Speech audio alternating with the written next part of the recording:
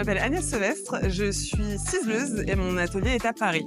J'ai connu la Fondation Rémy Cointreau par les réseaux sociaux, mais j'ai connu très précisément leur action pour aider les artisans et artisanes autour de la transmission parce que j'ai des amis qui sont devenus lauréats au fur et à mesure. J'ai envoyé une candidature spontanée en disant que j'avais très envie de travailler avec la Fondation. Et voilà, ils m'ont rappelé en 48 heures et ça a été le début d'une belle aventure.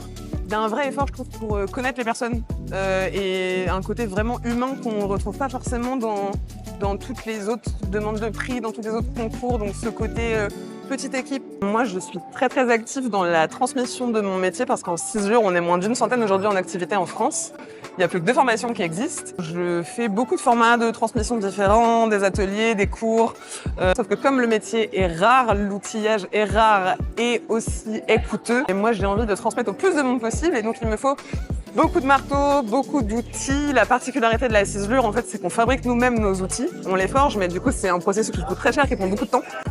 Donc la Fondation m'a aidé à ce niveau-là, à acquérir aussi, à réaménager un peu l'atelier avec plus d'établis, plus de sièges pour que quand j'accueille des groupes à l'atelier, tout le monde soit confortable et que je puisse transmettre dans les meilleures conditions possibles.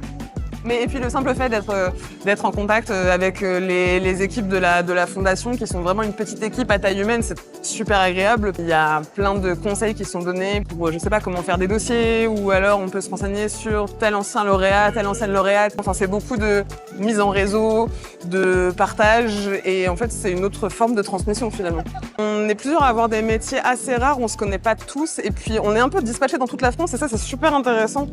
Et il y a une diversité de métiers qui est super intéressante, qui peut donner des collaborations.